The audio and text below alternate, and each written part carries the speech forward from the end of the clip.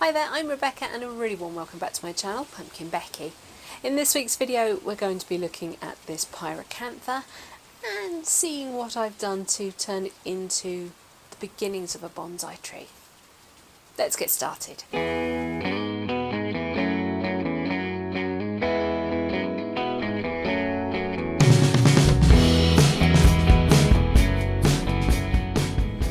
Suddenly it's autumn. Up until about last week we were still enjoying the tail end of the Indian summer. Fabulous sunshine, amazing temperatures, and then suddenly it started to get quite dark in the evenings, a little bit chilly bob in the mornings, and this little Pyracantha is telling me that autumn and winter are definitely on the way. We can't pretend forever. As we go through, I'm going to be sharing some photographs of this tree and its progression. I bought it as a piece of nursery stock from a local DIY store, and that was back in January 2018, so almost 4 years ago. It was one stem. And that was what it was intended for, to be a hedge, to be used as part of a hedge. So it was one long stem, had a bit of a weird kink in it. And I looked at this tree and all I saw was the base. And that initial kick. And I thought, I don't need any of this gubbins up here. I just need this bit. And so I've built the tree on that. It is very much a pre-bonsai. It is in its really early stages of development, but I'm quite proud of it. It's one of the first pieces of nursery stock I worked on. It was absolutely laden with flower this spring. It normally flowers sort of May, June time. Clouds of white flowers, absolutely gorgeous. And and look at the berries. This is its best berry year.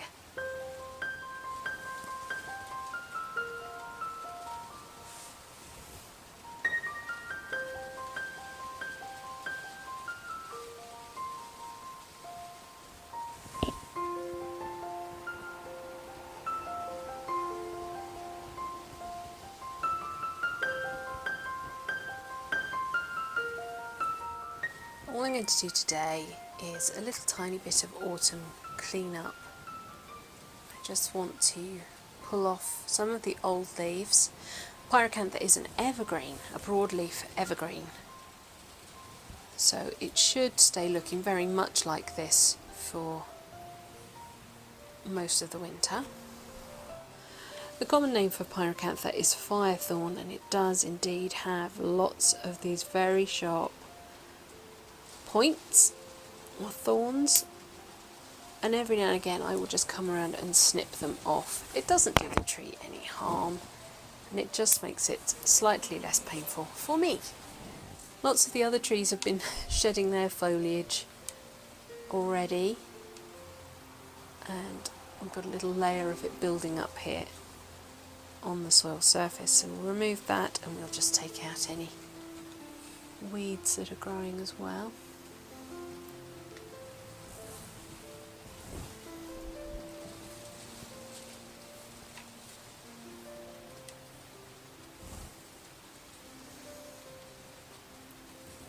There are some chunks on the soil surface that you can see here. This is leftover feed. I am going to give this tree one more feed. It's putting an awful lot of its energy into producing these berries, so it will do it good to have a little bit more oomph. It will be spending its winter in the greenhouse, the unheated greenhouse, so any growth that might possibly be pushed from giving a last application of feed won't or shouldn't be damaged by winter frosts. There's a little bit of wire on this tree, just helping this branch come out.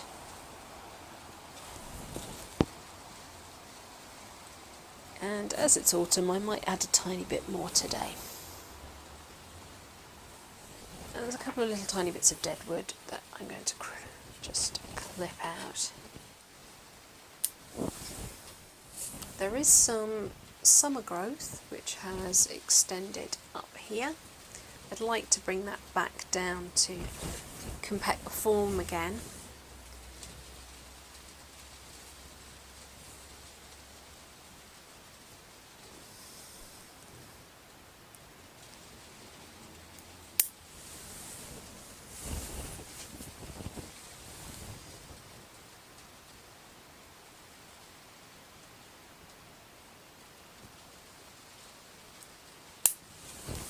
Better.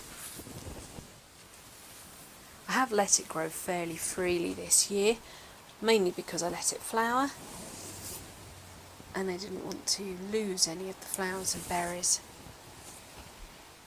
Something you might remember about my trees is when I have them in a plastic, this is literally a cut down plastic flower pot. What I like to do is look for the front, what I think might be the front, and clip a little V-shape notch into what I think is our viewing point. Now the tree's developed a lot more from that initial working, I don't think that's the front anymore. I've got a feeling we're actually looking in here somewhere. There's a back branch coming up here, and what I'd like to do is just be able to see that.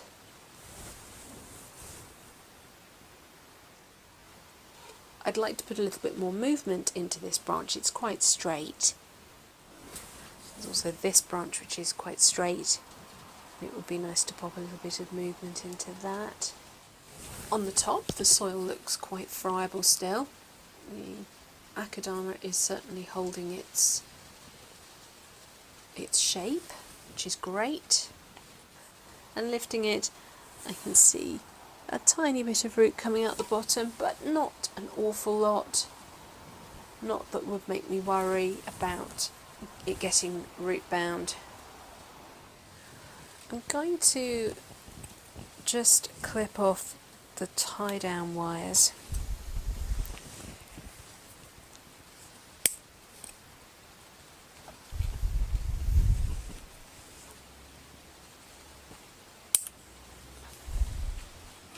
This tree has been in this pot since 2018, so it is well and truly secure.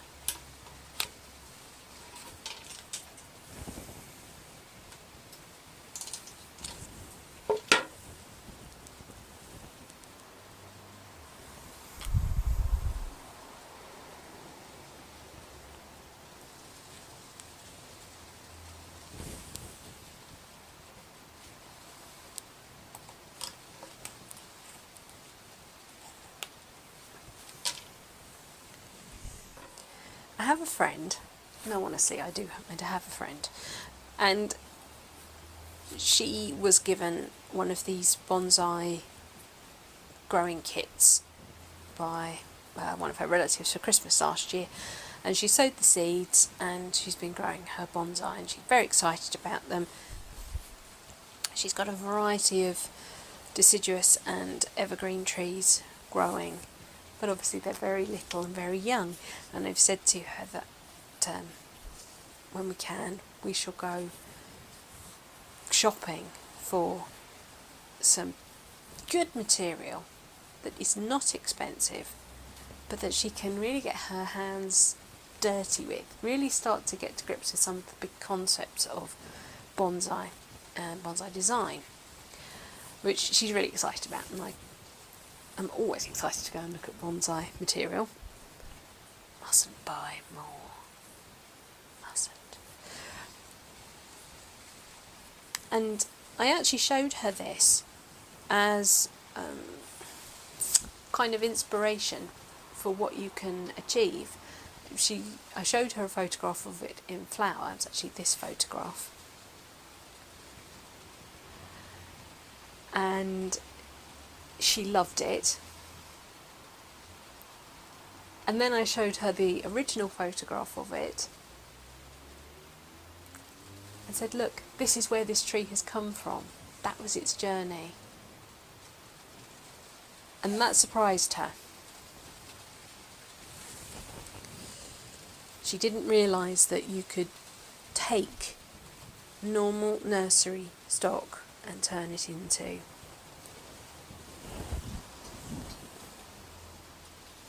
a bonsai.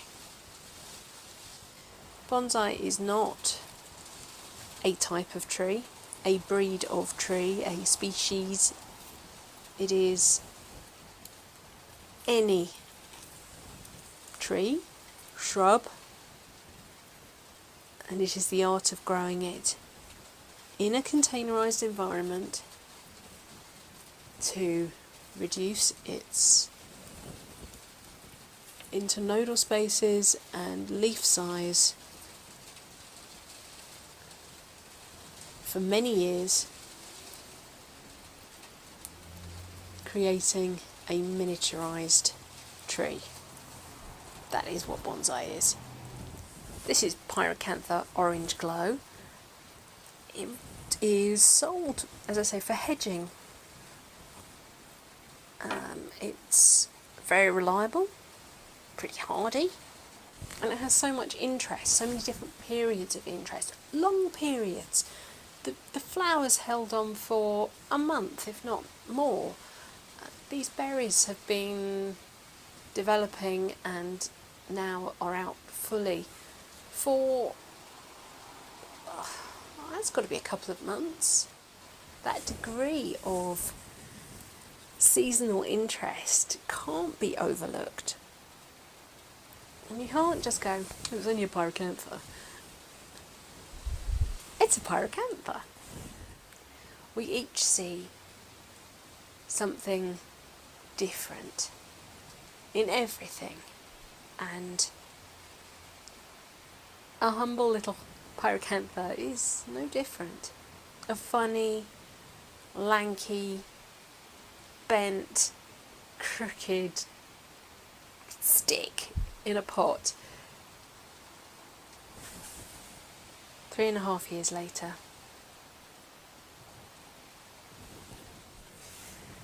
I think I worry that if I show you one of my trees, there will be a sense of, oh, is that it? And there won't be an understanding that this is just the beginning of this little tree's journey. Yes, I've had it for 3.5 years. But it can be so much more than this. I think it's a bit like art. As an artist, you put a pencil to paper, brush to paper, and you make a mark. And an onlooker might say, oh, is that it? Oh, it doesn't look like it. That doesn't look like what you're looking at. And you, the artist, are inside your head screaming, I've only just started!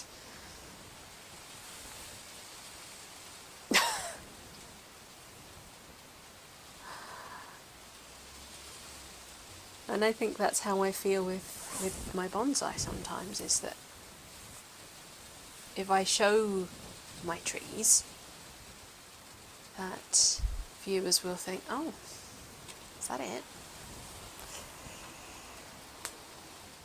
And maybe that's why when my friend said, I've got this grow your own bonsai kit, I'm going to grow bonsai too. I can't wait, I'm so excited. I didn't say, oh, really? I tried to encourage her. I tried to see if she knew what trees she'd got, how she was going to grow them. Had she thought about going to the garden centre and maybe trying something like this, so that she could actually try some techniques, because maybe it was going to be a little while before she was going to be able to do that with her trees. Would she like to come to the garden centre with me, and we can look together, and I can show her maybe what she needs to be looking for when she looks at trees? No, my trees are nothing like Ryan Neal's, Nigel Saunders, Morton Albeck's. They're mine, and everything about them is either something I have done to them, with them, or has come about from the environment that they grow in here in my garden. And I'm proud of that. So on this rainy afternoon, I'm not worried that I've got branches which are maybe a bit straighter than they should be, or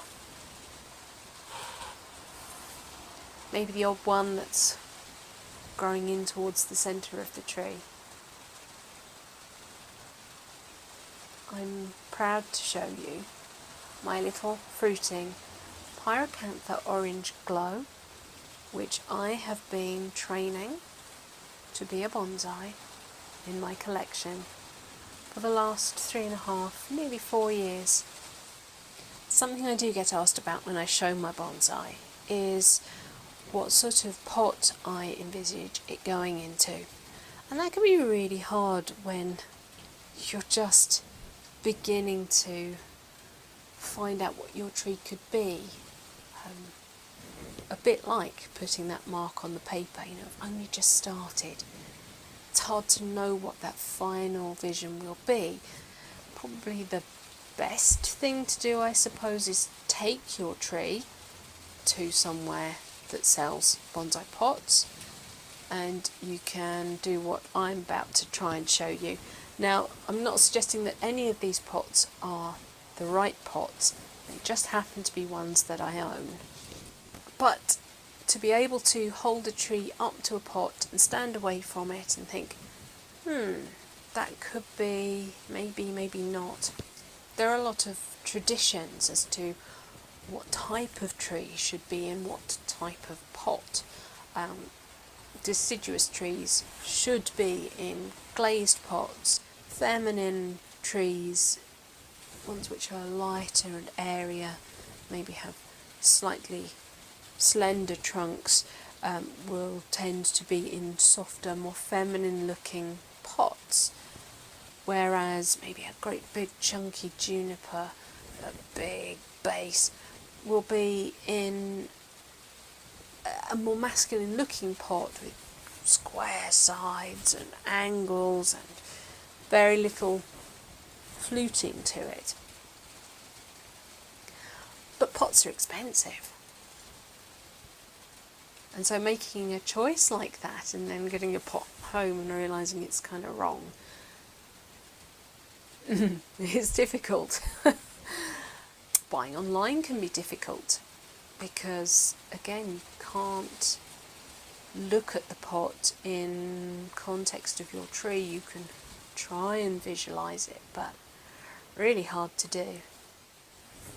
The first pot, let's look at this one, is actually by a ceramicist friend of mine. It was her first go at a bonsai pot, and I love it. It's utterly gorgeous. It's called Peter Picked Poppies, and I think she envisaged it maybe as a succulent plant pot or something, but I saw a bonsai pot. It is glazed inside and out, which normally they're not. They're normally raw on the inside, unglazed. But I loved the texture and the pattern and the weight of it. So if I hold up my tree and my pot, you can start to get a sense of what it might look like in that pot. And doing this and taking photographs of the tree is really helpful. Although it's a round pot, its density, its straight form, there's no fluting, no curving, nothing. It is, I would say that's a fairly masculine round pot, whereas this is a more feminine glazed pot. It has little flutes on the corners. It has a little bit of fluting here on the rim. The feet have a little detail on them.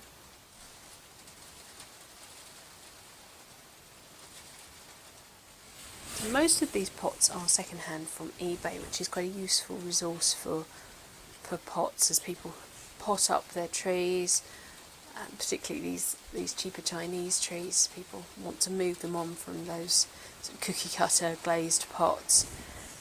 You'll see lots and lots of bright blue ones. This is an oval in gorgeous, I love this sort of almost verdigris green. Again, it's quite a no-nonsense shape, quite solid, not as solid as the Peter Pick Pop is, but not as soft as the black glazed one, I don't think. But it certainly has a more feminine air than Peter Pick Pop is. I really enjoy the crackled glaze and the different patterns the firing has caused in the glaze. Now from Amazon I bought 6 little marmee pots. I've got 1 or 2 little trees which I want to grow as marmee, and there's 6 different shapes and sizes of marmee pot in the pack. I think I got it for £24 or something. Really nice little unglazed pots. I presume they're moulded.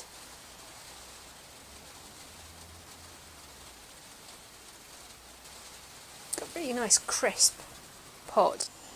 Clearly this pot is too small for this tree, but if I can do a little bit of Father Ted near far away business, you might just be able to see how a pot like this might work for a tree like this. So no, I have no idea what sort of pot my little tree is going to go into.